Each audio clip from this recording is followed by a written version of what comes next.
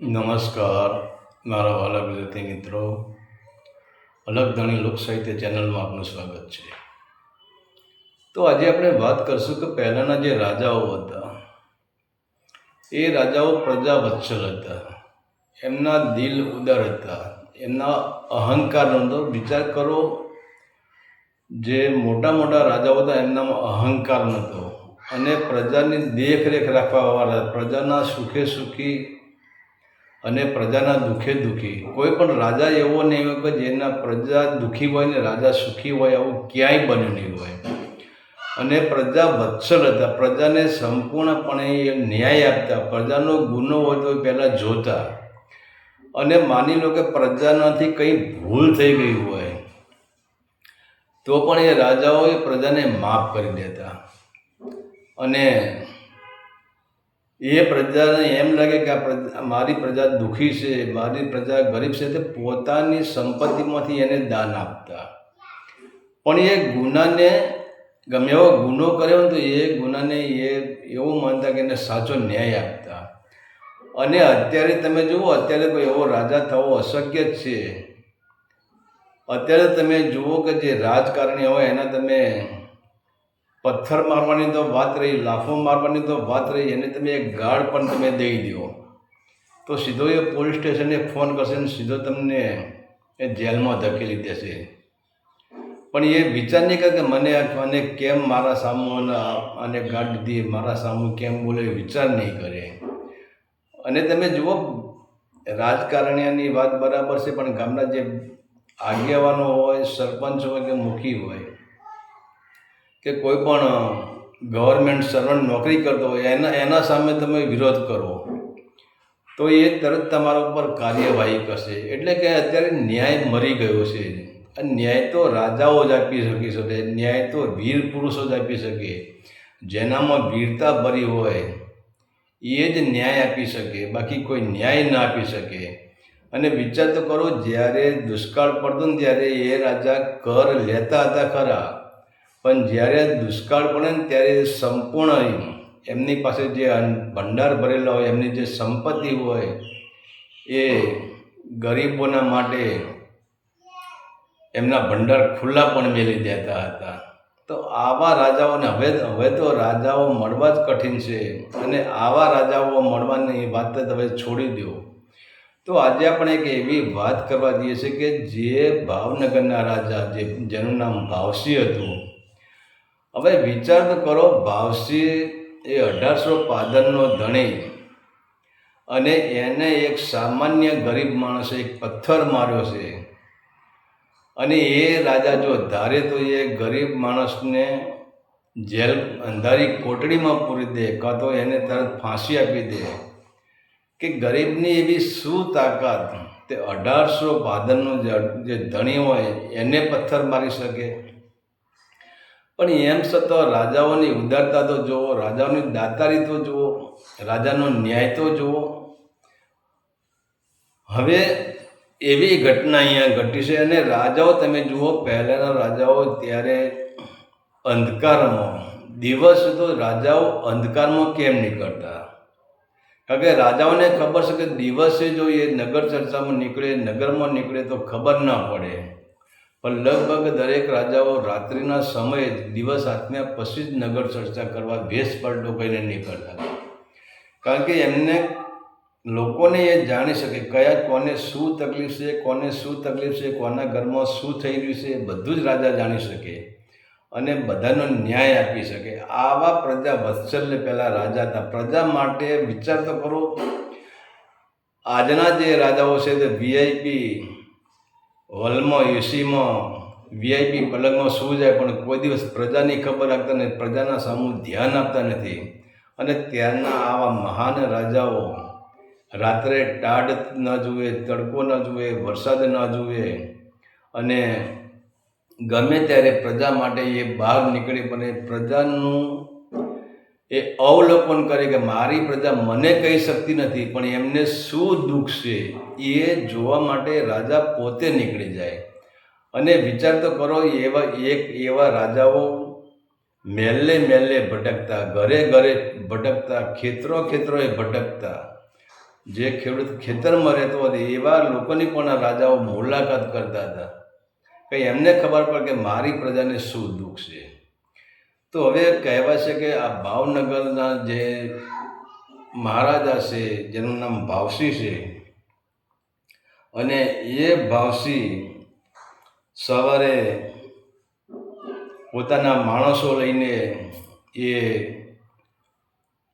જંગલ એરિયા હતો, એમના ખેતીવાડીનો જ્યાં એરિયા હતો, જ્યાં ખેતરો હતા, એવી જગ્યાએ પોતે જોવા નીકળી પડ્યા છે કે મારી પ્રજાનો પાક કેવો છે, મારી પ્રજાને કેવું ઉત્પાદન થાય છે જોવા નીકળી પડ્યા છે, મારી પ્રજા કેવી મહેનત કરે છે એ જોવા નીકળી પડ્યા છે. અને હવે આ 1815નો ધણી અને ત્યાં ફરતા ફરતા કહેવાશો કે એ મહારાજાને ત્યાં એમનો એક બાગ હતો, એક બગીચો હતો, એક નીલમ બાગ. અને ત્યાં ફરતા ફરતા ત્યાં આવે છે. અને હવે એ બગીચાના છેવાડે એક મોટું બોરડીનું ઝાડ હતું. પણ હવે એ બોરડીનું ઝાડ બગીચાના છેલ્લા ભાગમાં હતું, એટલે એ બગીચાના પાછળ રસ્તો પડતો હતો, બગીચાના પાછળ જંગલ હતું, ત્યાં રસ્તો પડતો હતો. તો અડધી બોરડી બગીચામાં હતી અને બોરડીનો જે ઉપરનો ફાલ હતો એ રસ્તા ઉપર હતો. અને આવી જગ્યાએ અને બોરની સિઝન હતી, અને એ બોરડી પર તમે જુઓ તો જાણામાં મોતી ટાંક્યા હોય ને લાલ મોતીડા હોય ને એવા લાલ બોર પણ પાકી ગયેલા હતા. અને રાજાને ભાવસિંહે એમના માણસોને કહ્યું કે હવે અહીંયા સાયડો સારો છે, આપણે અહીંયા થોડો આરામ કરીએ. અને હવે વિચાર તો કરો, એ ભાવસિંહ 1815નો ધણી, એને કંઈ નીચે આસન પાથર્યું નથી, અને બોરડીના સાંજે એક સામાન્ય ખેડૂત, સામાન્ય મજૂર જે મહેનત કરીને થાકી ગયો હોય ને ઝાડ નીચે બેસી જાય, એમ આ ભાવસિંહ છે એ બોરડીના નીચે બેસી ગયા છે. અને પોતાના માણસો પણ એમની પડખે બધા બેઠા છે. અને ત્યાં કહેવાશે કે હજુ ત્યાં રાજા બેઠા છે અને જ્યાં ચર્ચા ચાલી રહી છે, અને ત્યાં જ કહેવાય છે કે એક પથ્થર આવે છે, અને એ પથ્થર સીધો ભાવસિંહના કપાળમાં એટલો જોશથી વાગે, ધીમેથી વાગતો નથી, જોશથી વાગ્યો છે તો કપાળમાં લોહીના ફુવારા ફૂટે છે, લોહીની ધારાઓ થઈ જાય છે. તો વિચાર કરો, હવે પોતાને પથ્થર વાગ્યો છે, 1800 ગામના પાદરના ધણીને પથ્થર વાગ્યો છે, તેમ છતાં એનામાં ક્રોધ નથી, એ ગભરાઈ ગયો નથી. એમ તો હવે એના જે માણસો હતા એમને કીધું કે મહારાજા તમને પથ્થર વાગ્યો છે. તો ભાવસિંહ કહે હવે એ પથ્થર ક્યાંથી આવ્યો એ તમે નક્કી કરો. અને ત્યારે કહેવાય છે કે ભાવસિંહના જે સિપાહીઓ હોય છે એ સિપાહીઓ ત્યાં ગળગળતી દોટ મેલે છે, અને જ્યાં બહાર જાય છે અને જ્યાં પાછળ રસ્તો પડતો હશે, પાછળ જંગલ જેવું હશે, અને ત્યાં જઈને જુએ છે તો એક ગરીબ માણસ બોરડી નીચેથી બોર વીણે છે.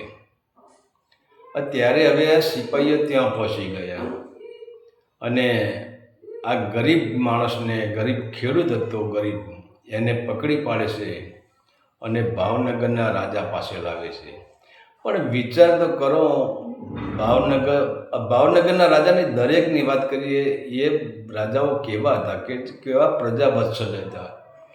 પોતાને પથ્થર વાગ્યો છે, સામો ભિખારીને ત્યાં લાવ્યા છે, અને નક્કી સિપાહી કીધું આને જ પથ્થર મારો છે.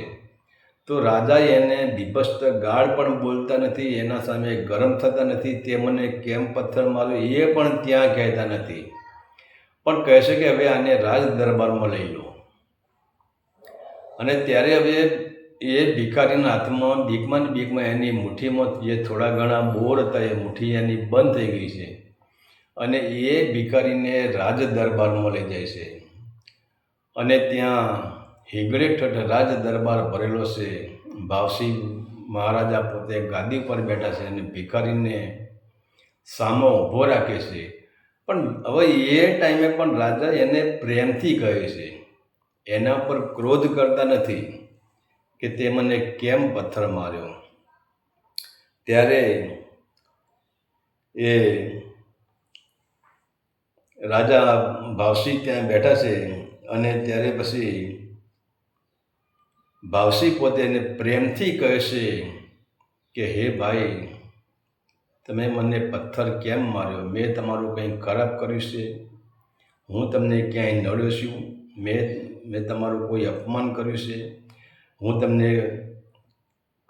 તમને મારા પ્રત્યે એવો શું અણગમો થયો તમે મને પથ્થર માર્યો? તમને કયો ન્યાય ના મળ્યો મારાથી તો તમે મને પથ્થર માર્યો? ત્યારે હવે વિચારતો કર, આ ગરીબ ખેડૂત પણ કેટલો, હવે એને ખબર છે કે અમારા જે ભાવસી રાજા છે એ પ્રજાવત્સલ છે, ન્યાય આપવાવાળા છે અને અહિત કરવાવાળા નથી. પ્રજાને પણ ખબર છે કે અમારા રાજા આવા છે. નહીંતર ખેડૂત રાજાના સામે જતાં થરથર કંપવા લાગી જાય. પણ આ ખેડૂતને બિલકુલ ધ્રુજારી નથી. એને વિશ્વાસ છે, એના હૃદયમાં વિશ્વાસ છે કે ભાવનગર જે નરેશ છે ભાવસી, એ ખરાબ તો નહીં જ કરે અને મારી વાત પ્રેમથી સાંભળશે.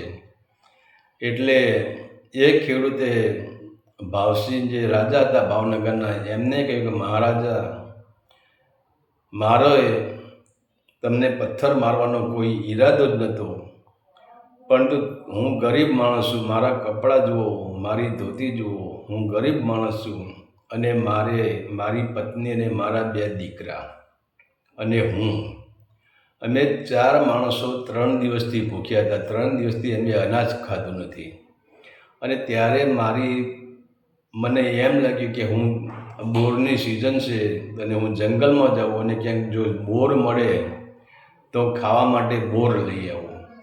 તો હું ફરતો જંગલમાં નીકળ્યો અને ત્યારે કહેવાય છે કે હું આ જે નીલમબાગ છે ત્યાં હું આવ્યો અને ત્યાં મારી નજર પડી આ બોરડી પર પાકા બોર હતા. તો મને એમ થયું કે લાવ બોરડીને પથ્થર મારીને થોડા બોર તોડી લઉં અને ઘરે લઈ જાઉં. તો હું, મારી પત્નીને મારા 2 બાળકો અમે ભેગા બેસીને ખાઈએ. પણ મહારાજા, મેં બોરડીને પથ્થર માર્યો છે, મેં તમને પથ્થર માર્યો નથી. અને તમે બોરડી નીચે બેઠા છો એ પણ મને ખ્યાલ નથી. તો મને એવું ખ્યાલ હોય કે તમે બોરડી નીચે બેઠા તો હું એ બોરડીને પથ્થર મારત નહીં. ત્યારે હવે આ ભાવનગરના નરેશ ભાવસી કહે છે કે ખેડૂતને કહે છે, ગરીબ ખેડૂતને કહે છે કે તે બોરડીને પથ્થર તો માર્યો અને બોરડીને પથ્થર વાગ્યો ને એ પથ્થર મને વાગ્યો, પણ તે બોરડીને જ્યારે પથ્થર માર્યો તને, તે બોરડીએ તને કેટલા બોર આપ્યા? ત્યારે આ ગરીબ ખેડૂત કહે છે કે મહારાજા, મેં બોરડીને જ્યારે પથ્થર માર્યો હતો, પણ પથ્થર પણ મોટો હતો, એટલે મોટો પથ્થર બોરડીને વાગ્યો, બોરડીની ડાળીએ મોટો પથ્થર વાગ્યો એટલે એને મને વધારે નહીં પણ 4-5 કોબા જેવા મને બોર આપી દીધા હતા.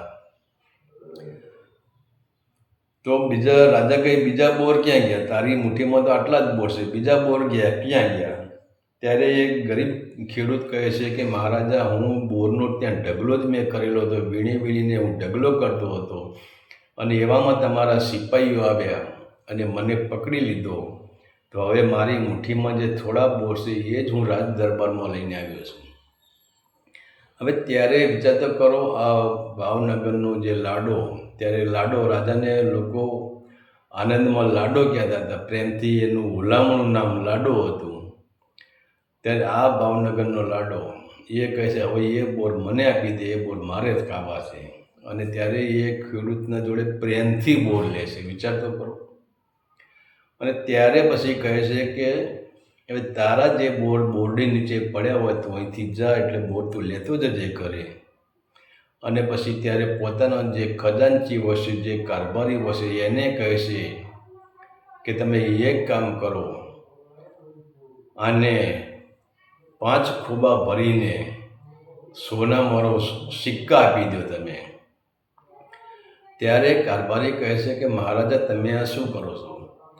ત્યારે હવે ભાવનગરના રાજા ભાવસી કહે છે કે તું એટલું તો વિચાર કર, એક સામાન્ય નિર્જીવ બોરડી અને એને જો પથ્થર વાગ્યો અને એ બોરડીએ આ ખેડૂતને, આ ગરીબને 5 ખોબા જેટલા બોર આપ્યા, તો હું તો આ ભાવનગરનો રાજા છું, ભાવનગર નરેશ છું.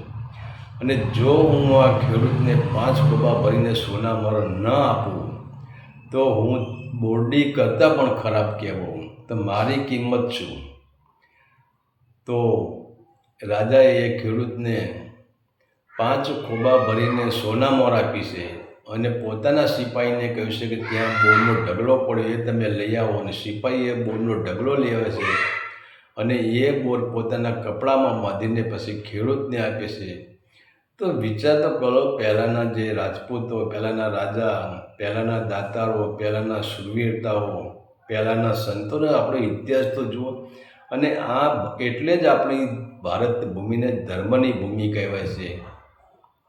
કારણ કે રાજાઓ પણ ભલે રાજ કરતા હતા પણ ધર્મથી રાજ કરતા હતા. એમની પાસે અધર્મ નહોતું, એમની પાસે છલ કપટ દગા પ્રપંચ કંઈ નહોતું. પ્રજા માટે એ ધર્મથી જ જીવન જીવતા હતા. અને ત્યારના દરેક રાજાઓનો તમે ઇતિહાસ લો, દરેક રાજાએ ધર્મનું જ જીવન જીવ્યા છે. અને પોતાના માટે ને પોતે જ દુઃખ વેઠીને પણ પોતાની પ્રજાનું હિત કરતા હતા. પોતાની પ્રજાને કઈ રીતે સુખ મળે. તમે જો ઘણાય રાજાઓ એવા છે કે પોતાની પ્રજાને સુખી કરવા માટે પોતાના મસ્તક ઉતારીને પણ આપી દીધા છે.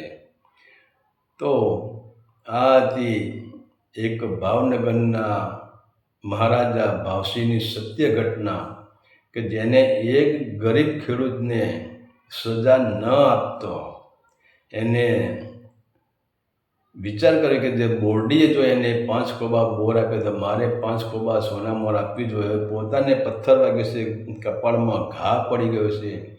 એમ છતાં પહેલાંના રાજાઓ આવા પ્રજા વત્સલ્ય હતા, પણ હવે આવા રાજાઓ મળવા મુશ્કેલ છે.